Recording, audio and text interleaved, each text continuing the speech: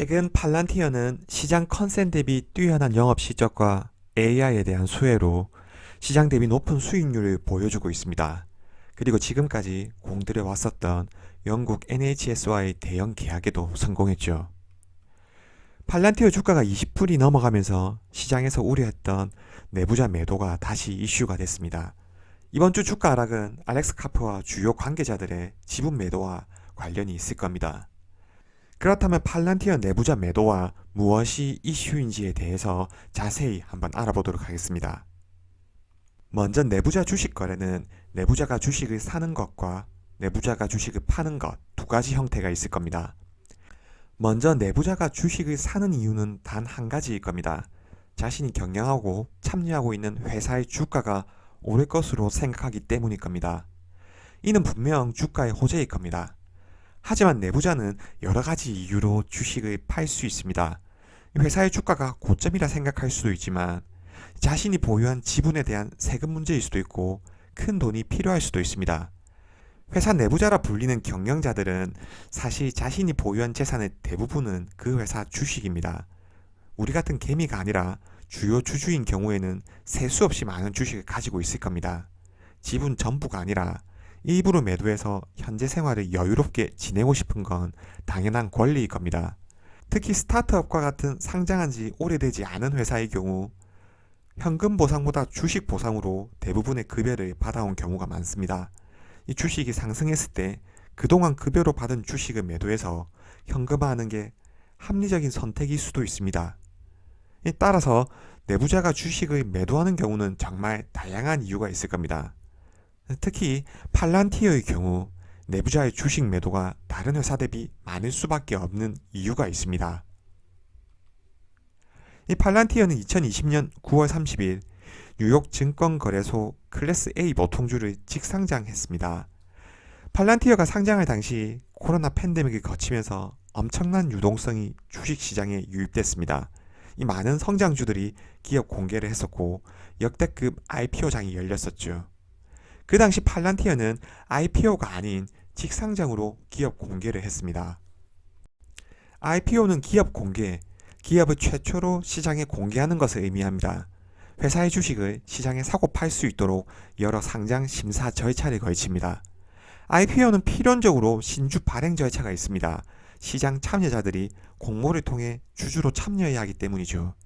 이 과정에서 회사는 한 번에 많은 돈을 조달할 수 있는 장점이 있습니다. 최초로 주식시장에 나온 만큼 많은 자본을 조달해야 과거 투자한 이해관계자들이 자연스러운 엑시트도 가능하고 회사도 이 자금을 바탕으로 안정적으로 회사를 운영할 수 있을 테니까요. 따라서 주관사의 역할이 굉장히 중요합니다. 단 한 번 있는 IPO에 얼마를 조달할 수 있는지가 주식시장에서 회사의 이름표처럼 따라다닙니다. 우리가 흔히 아는 미국의 골드만삭스, 모건 스탠리 같은 곳은 이런 기업 공개에 특화된 투자은행입니다. IPO 조달 금액의 5% 이상을 수수료로 받아가죠. 하지만 팔란티어는 직상장을 했습니다. 직상장은 신규 발행이나 공모 절차 없이 바로 증시에 상장시키는 방법입니다. 직상장의 장점은 이 주관사에 대한 수수료가 들지 않는다는 겁니다. 그리고 기업 공개 절차를 거치지 않기 때문에 상대적으로 간편하죠. 하지만 추가적인 자금 조달이 어렵다는 것이 단점일 겁니다. 그럼 팔란티어는 왜 IPO를 하지 않고 직상장을 했을까요? 이 주관사에 주는 수수료는 팔란티어 네임밸류에 IPO만 성공할 수 있다면 아깝지 않을 겁니다. 증시 상장을 통한 자금 조달보다 더 중요한 게 있었던 겁니다. 팔란티어는 상장 이전 회사가 상장하기 전에 많은 기관 투자자와 VC들에게 투자를 받았습니다. 그리고 피터 틸, 알렉스 카프, 스테판 코엔 등의 주요 관계자들에 대한 보상도 필요했습니다. 이 무엇보다 직원들을 위한 조치가 필요했습니다. 소프트웨어 기업이 초기 상장을 위해서는 소프트웨어 개발과 구축이 필수적입니다. 회사가 안정화되지 않은 과도기 상태였고 이직률도 높았습니다. 회사의 아이덴티티를 만들기 위해서라도 장기 근속자가 필요한 상황이었죠. 이 회사의 장기적인 비전과 정체성을 확립하고 장기 근속자에게 보상을 위해서 회사는 주식으로 보상을 했던 거죠. 미국의 IT 기업들은 직원에게 더 큰 동기부여를 주기 위해서 임금을 지급할 때 현금과 주식을 함께 지급하는 경우가 많습니다. 자기가 주인 정신을 가지고 열심히 해서 회사가 성장하면 주주로서 얻는 리턴이 많아지기 때문이죠. 회사도 좋습니다. 성장 초기 가장 큰 비용인 인건비를 아낄 수 있고 현금 흐름을 개선할 수 있을 뿐만 아니라 직원들에게 근로 의욕을 높일 수 있으니까요. 하지만 비용 처리는 해야 합니다. 행사할 수 있는 일자가 정해져 있다면 미래 주식 가치가 얼마가 될지 추정해서 차익을 회사가 보상해준다는 개념으로 장부에 인식을 해야 하죠.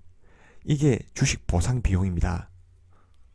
팔란티어가 직상장을 선택한 이유는 결국 신주 발행을 통한 현금 조달보다는 기존 주주들에게 더 많은 리턴을 주기 위한 조치였습니다.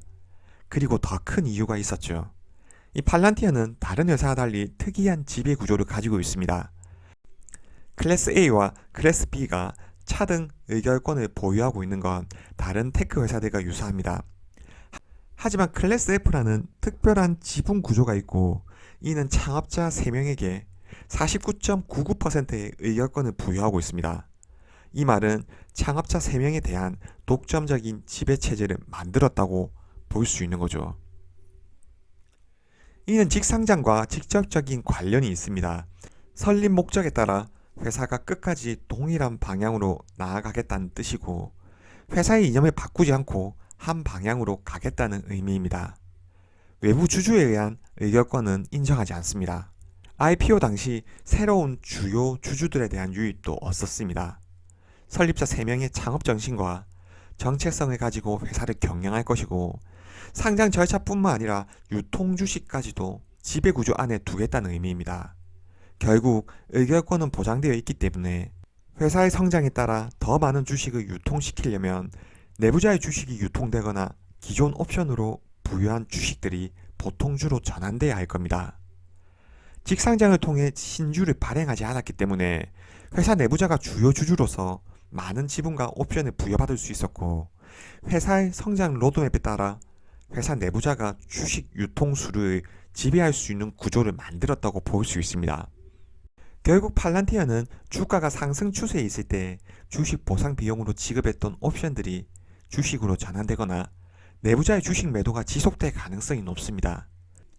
2020년 9월 30일 직상장과 관련해서 전환상장 우선주와 전환 우선주가 모두 보통주로 전환되었고 회사에서 발행된 우선주와 신주 인수권이 모두 보통주 주권으로 전환되었습니다. 직상장은 신주 발행을 통해 자금을 공모하는 게 아닙니다. 기존 주주들의 주식이나 주권이 유통되는 구조입니다. 이 팔란티어 설립 이후 지금까지 기여를 했던 사람들도 있을 것이고 팔란티어가 비즈니스 모델조차 희미했을 때 투자를 했던 VC와 투자자들도 있을 겁니다. 이들이 직상장을 통해 큰 수익을 얻었습니다. 2020년 주당 이익에 사용되는 가중평균 보통주의 수는 전년 대비 10억 주가량 증가했습니다. 기존의 신주에 대한 옵션이 전부 보통주로 전환되어 유통됐던 거죠. 이 보통주가 유통되는 과정에서 엄청난 희석이 생겼습니다. 2020년 과거의 주권을 털어내는 과정에서 발생한 주식 보상 비용은 12억 달러로 매출보다 더 많은 수준입니다. 하지만 팔란티어는 기업 공개를 직상장으로 했습니다. IPO 공모 과정에서 신주를 발행하는 과정을 생략했기 때문에 상장 과정에서 신주 발행으로 발생하는 희석은 없었습니다.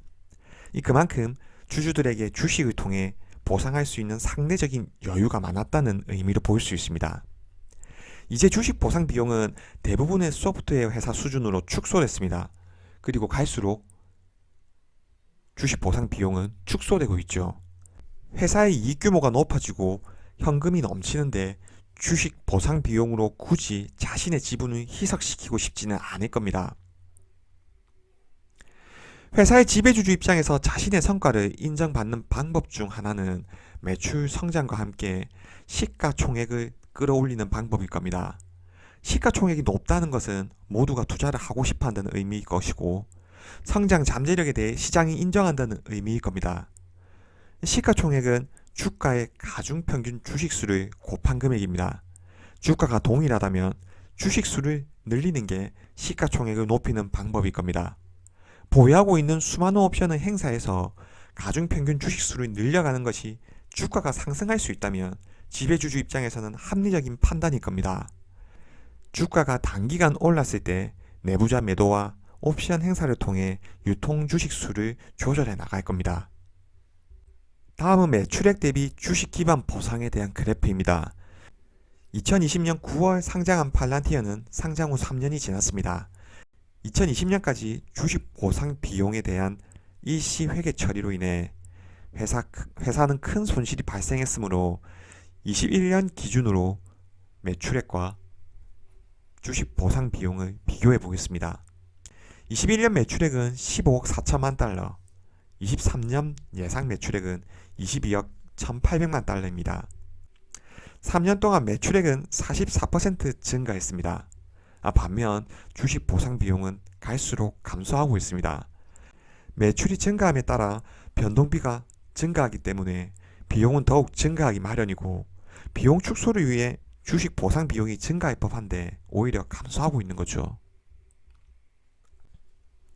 다음은 매출액 주식 기반 보상에 대한 감소폭입니다. 21년 매출액은 15억 400만 달러, 23년 매출액은 22억 1,800만 달러입니다. 21년 매출액 대비 주식 기반 보상은 51%, 23년에는 21%로 3년 동안 60% 감소했습니다. 3년간 매출액이 44% 증가하는 동안 주식 기반 보상은 매출액 대비 22% 수준으로 감소해서 대부분의 소프트웨어 회사들 수준으로 내려온 상황입니다. 소프트웨어 업체는 사실 자신의 정체성을 가진 소프트웨어 개발과 구축과 배포, 관리가 회사의 전부입니다. 인력의 이동이 잦을 뿐만 아니라 인력이 핵심적인 동력입니다. 이를 유지하기 위해서 팔란티어뿐만 아니라 매출액 대비 30% 이상의 주식 보상 비용을 지급하는 회사가 수두룩합니다. 이런 회사들은 사실 적자가 문제가 아닙니다. 소프트웨어 회사는 소프트웨어가 시장에 성공하기만 한다면 안정적인 현금 흐름을 매월 가지고 갈 수 있으니까요. 따라서 현재 상황에서 팔란티어의 내부자 매도는 큰 이슈가 아닙니다. 오히려 성장 속도를 주식이 증가하는 속도보다 높게 유지해서 성장의 동력을 높이는 게 더욱 중요합니다. 훨씬 높게 유지가 된다면 주주가 누릴 수 있는 가치도 높아지게 되겠죠. 주당 순이익은 결국 단기 순이익의 가중평균 주식수를 나눈 값입니다. 가중평균 주식수보다 단기 순이익을 높일 수 있다면 주주들이 누리는 가치가 더 커질 겁니다. 현재 팔란티어는 높은 수익성을 통해 매출 성장 대비 영업 레버리지를 누릴 수 있는 구간이 있습니다. 비용은 통제된 상황에서 매출은 증가하고 있죠. 앞으로 매출 대비 훨씬 높은 이익률을 가지고 갈 수 있는 다양한 이유들이 있습니다. 이 내부자 매도, 과연 팔란티어의 지금의 성장에 큰 문제가 될까? 저는 더 이상의 이슈는 아니라고 생각합니다. 이번 영상은 여기까지입니다. 시청해주셔서 감사합니다.